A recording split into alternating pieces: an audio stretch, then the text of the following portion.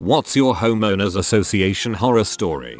Our neighborhood HOA tried to make us remove the ivy from our house. After combing through the bylaws, there was nothing stating we couldn't have ivy. I put my foot down hard and told them if they made me remove my beloved ivy, then I would put 50 pink flamingos in my yard because there was no rule about it. They left us alone after that. This made me smile. For my 16th birthday, my family flocked the yard with 16 lawn flamingos, all wearing party hats, in the snow, in February. As someone who works in the law enforcement industry, any HOA complaint that involves someone doing something that's against the HOA rules, but not actually breaking any legal statute. Oh, you don't allow homeowners to park in front of their house, only in their driveway. If it's not posted by the city or state, then it isn't a no parking zone and anyone can park there as long as they aren't blocking a driveway and are parked within 12 inches of the curb. We get harassed constantly for parking in front of our own house. Someone usually comes by on a golf cart and takes a picture, then mails us a photo of the violation with a threatening letter. The rush of power these people must feel. SMH. In former neighborhood, HOA board wanted to replace the fence that surrounded the entire neighborhood, just the perimeter fence, so that the neighborhood would look nice to the outside. Of course, 2 board members' houses also sat on the perimeter, so their fences would have been upgraded, which is fine. The cost was only a couple $100 per household, one-time fee, but to pass the fee they held a meeting in a little 20-person local library room. Hundreds of community members flooded in to demand an explanation or at least hear it out. One community member had done some research. For HOA bylaws, they were supposed to have obtained 3 quotes. They only got 1. The same member also dove a little further and found out that the quote had come from a brother-in-law of one of the HOA board members. Very sketchy. So the community demanded 2 more quotes, which both came in at about half of what the brother-in-law's contracting service had quoted. An educated consumer is powerful. Right now there's huge battle over how red mulch can be. Glad to see some people are using their time wisely. Co-worker lived in a very expensive and very high monthly HOA neighborhood. They were born in the Netherlands and had a Dutch flag sticker on their front window, maybe 3 inches tall. They got a $75 fine in the mail. Her dad read the rules over extremely well, went out and photographed over 75 US flags, went to the head officer and said he wouldn't be writing a $75 check until the person writes up all 75 of the following addresses, as there's no exception for an American flag. They dismissed his fine. Rule: not allowed to be obviously foreign.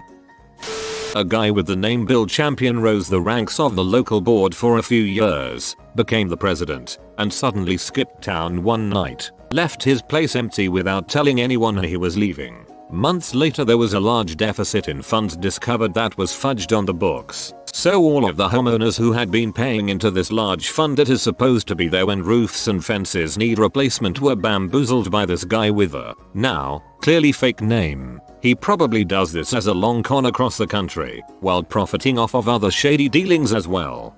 I'm inspired TBH.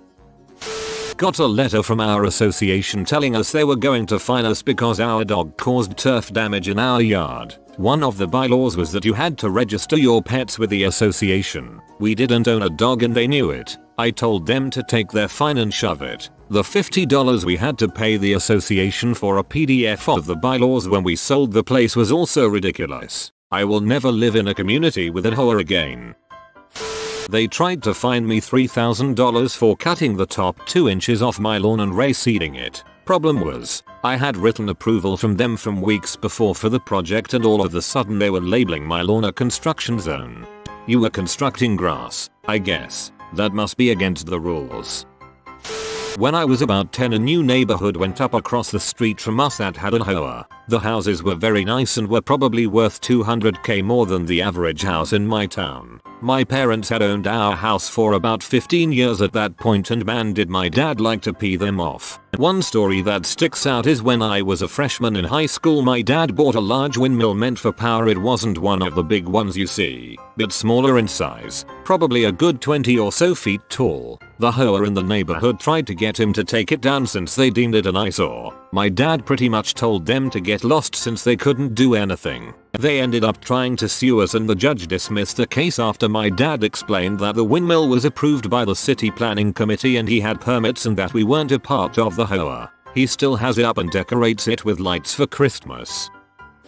I bought a house in a HOA community and was a police officer at the time in a large agency. This meant I got a take-home car. So a police car was in my driveway whenever I wasn't at work, or it wasn't in for service. Well, the HOA was fine if it was in my driveway but not if it was in the street. I was sent several letters stating they would tow the car if it wasn't moved even though there was no rule stating no street park unless it was a commercial vehicle. I guess a cop car is a commercial vehicle in their mind. So I replied, go ahead and tow it. It's not my car and you can fight with the city about it. Well, the day came to tow it and the tow truck company, who just happened to be on the towing rotation list for the city, refused to tow it as they were worried it might get them in trouble with the city and tossed off the rotation list, costing them thousands. The letters stopped and from then on I only got dirty looks from the HOA board.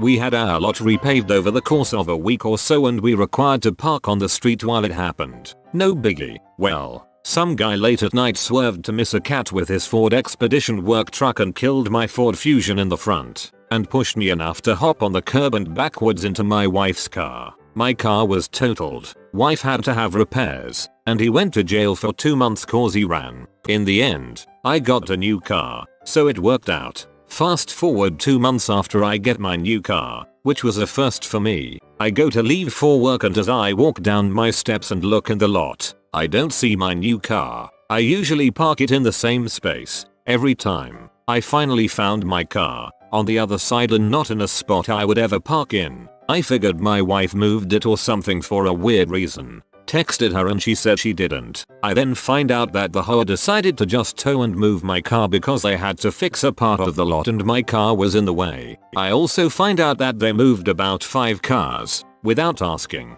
What irritated me the most was, I was home when they did it. I never got a call, an email, a knock, nothing. They just decided to tow and move it. I went back to check on my car and would you guess what? The plastic parts under my bumpers were scratched from being dragged on the pavement in the towing rig. I know it's just plastic and people can't really see it, but this was my first new car. I'm 2 months owning it and I just wanted to take care of it and keep it nice looking. In the end I had the HOA pay for the parts, but not the work. To this day, I'm still mad. Genuinely surprised the HOA didn't charge you for the tow. Good for you though. Small victories.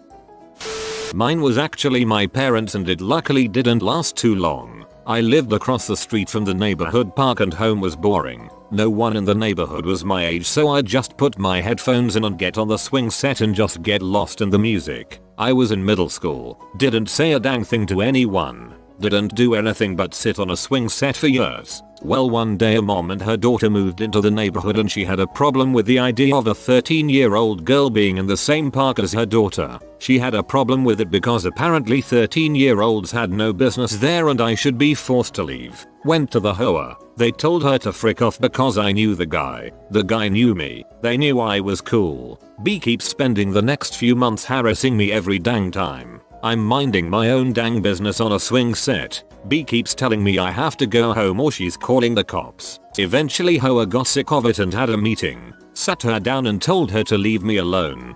I wish she would have called the cops. They probably would have said a few things to her for harassing a minor.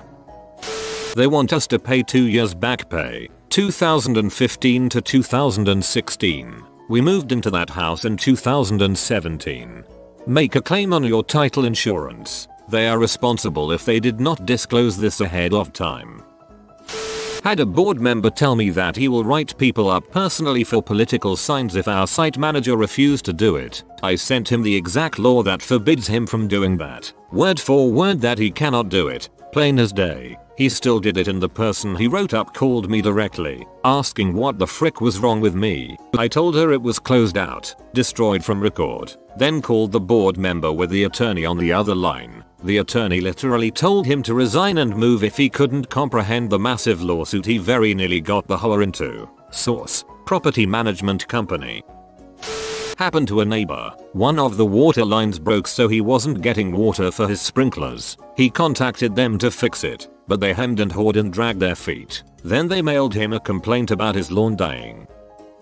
My neighbor built a pergola in his backyard. It took him 2 weekends, but it seemed him and his son had a lot of fun. It looked great. He was incredibly skilled, and it was 100% cedar. So, the HOA sends him a note saying he has to take it down and ask for permission to put it up. He sent a letter to ask for permission. They denied it and said they wouldn't consider it unless he first took down the pergola. So, he took the whole thing down, disassembled the whole thing. Then, he sends in a letter to ask for permission.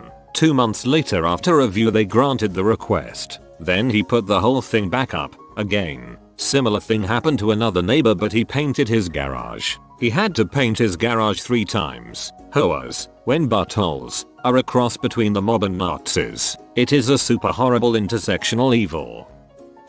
I live in a condo with my dad and stepmom. My car at the time was, admittedly, a beater. The back end was duct taped up pretty bad and it had a lot of bumper stickers. My parents have really nice and new Buicks, so my 90s Oldsmobile parked outside and they parked in the garage. I went on spring break with my sister and came back to my car in the garage. Apparently, the neighbors were selling their condo, and my car, in another driveway and having nothing to do with their property, lowered their property value. They complained to the condo association, and until I sold that car I wasn't allowed to park it in the driveway or on the street. Parking on the street isn't allowed here anyway. By the time I sold my car they still hadn't sold their condo. It wasn't my Oldsmobile, it was the ugly white carpet in the bathroom.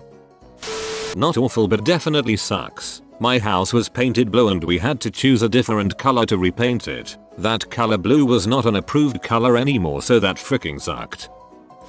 In the state where I live, ages ago, HOA tried to force an elderly couple to give up their granddaughter who had been recently orphaned because the community was elders only. The kid wasn't a nuisance or anything. She was just a little girl who had lost her parents, and the HOA decided her life was worth less than their peace. Please tell me they were told to frick off.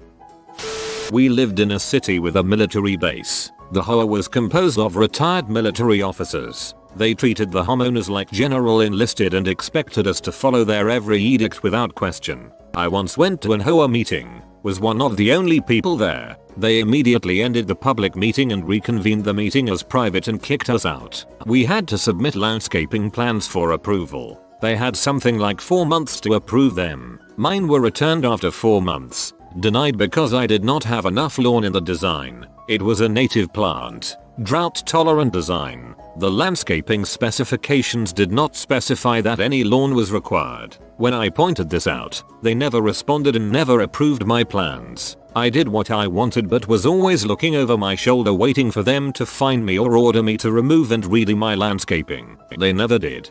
Meetings about the HOA and bylaws need to be public. They can't make vote-based decisions in private.